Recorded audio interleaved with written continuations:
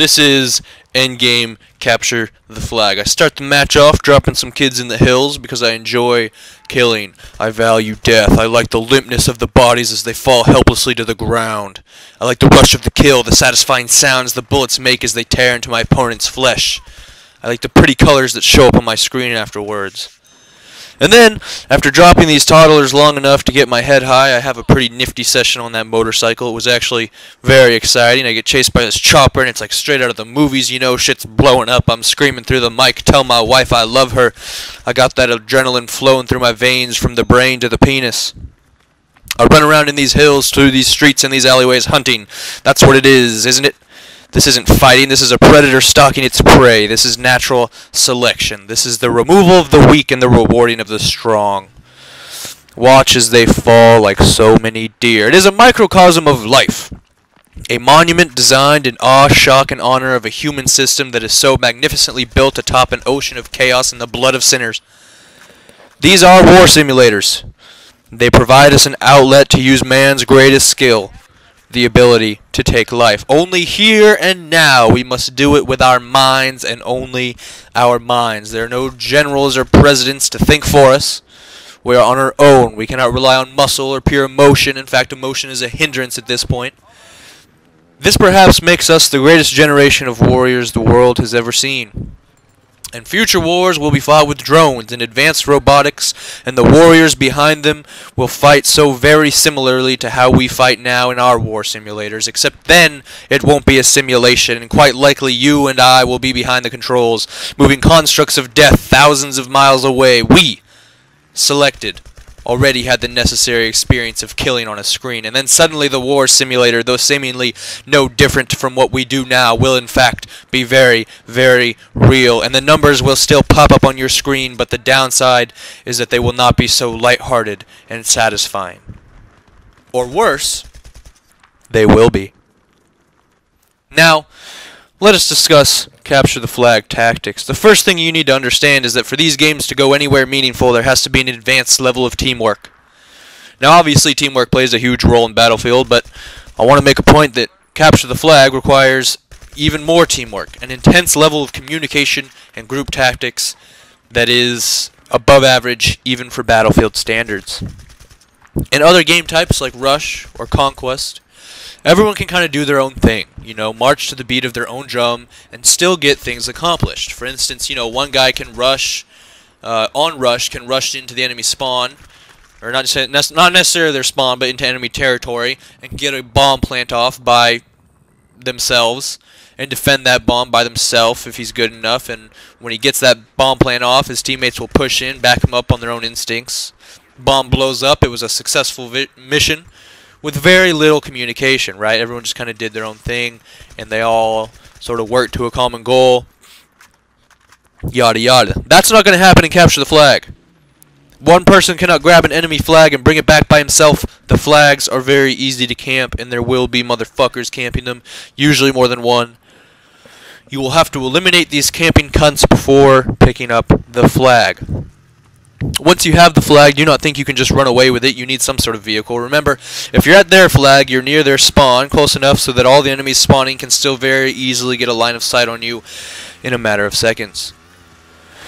And that also tells you that there's a very small window of opportunity for you to grab the flag immediately after killing whoever is camping it. You have only a matter of seconds before the guys you just killed spawn in the vicinity, and even if they are not necessarily close to you, remember all that matters is the line of sight that they can and will get on you.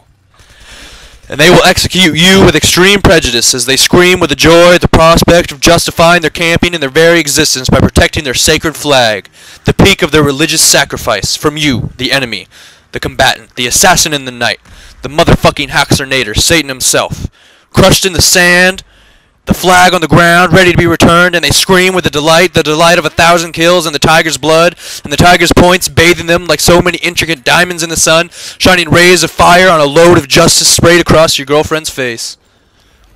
If you have a squad of 4, ride in on 2 motorcycles like Hell's Angels. 2 guys attack enemy encampment positions, 1 guy stays on the bike, the 4th guy grabs the flag, jumps on his buddy's bike, the other 2 guys stay behind to hold down the fort, and in time sacrifice themselves as a most excellent distraction to the enemies spawning on top of you.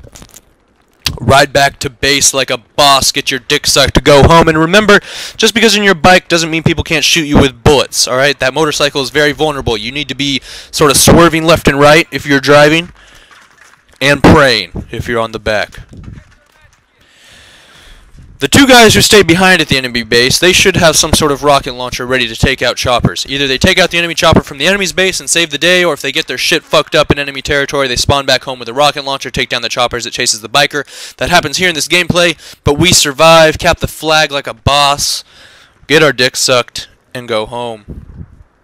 I really think the motorcycle should have a little mounted machine gun on the front, you know, that the driver can, like, shoot. And, you know, that would be pretty cool, pretty epic, just a bunch of motorcycles driving around, popping caps. Or better yet, make the mounted machine gun a flamethrower. Fuck yeah. And it's just all these motorcycles running around shooting fire at each other. Make a motorcycle-only map where everyone spawns with a motorcycle, and the motorcycle just has a flamethrower on it. Alright? And actually, you know what? The map should be an aircraft carrier.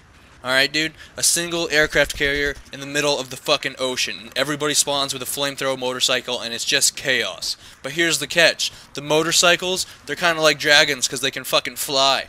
Jetpacks on the side and shit. And the flamethrowers have the effective range of an assault rifle. It's just the glorious scene of fire and explosions and death and flying dragons. And you know what? They need to have one of those motorcycles that Batman and Robin used to have, like, you know, it's like a motorcycle, but it has a little sidecar that Robin rides in, you know? That would be neat. You put a windshield on it and a roof, and it's just like its own little car, and it has a machine gun and a flamethrower or whatever, and you have an internet connection in there. And you can just kind of chill in a little sidecar, you know, listen to music and porn and checking your Facebook, but then when a battle starts, you have to, like, you know, get into, you know, activate battle mode and start shooting bad guys in your little sidecar, and maybe you can call in some orbital cannon fire, some Hammer of Dawn shit. But yeah, you have these flying motorcycles with their flamethrowers, and the aircraft carrier is slowly sinking, right? And by the end of the match, it's just completely gone. And so all these flying motorcycles are just flying in the middle of nowhere, and they can't land because there's an ocean beneath them, obviously. And once the carrier sinks, there's no respawning. It's like search and destroy, except with motorcycles that have flamethrowers on them. And pretty much, there should be whales in the ocean, and they jump out of the water and try and snag motherfuckers out of the air and drag them into the ocean. But they can also shoot a stream of water out of their blowhole, and if that hits you, game over, man. But yeah, these, you know, these flying motorcycles can drop electromagnetic bombs into the ocean to kill the whales, to protect themselves. But here's the thing, if you drop the electromagnetic bomb, it kills everything in the ocean, so it becomes like a moral thing. Like, do you want to kill the 3 trillion fish in the ocean just to save yourself from these killer whales? Like, that's kind of fucked up, but sometimes you gotta do what you gotta do. I just think that would be neat, just like snort a whole bunch of cocaine and live inside that fucking sidecar. This is Batman, signing out.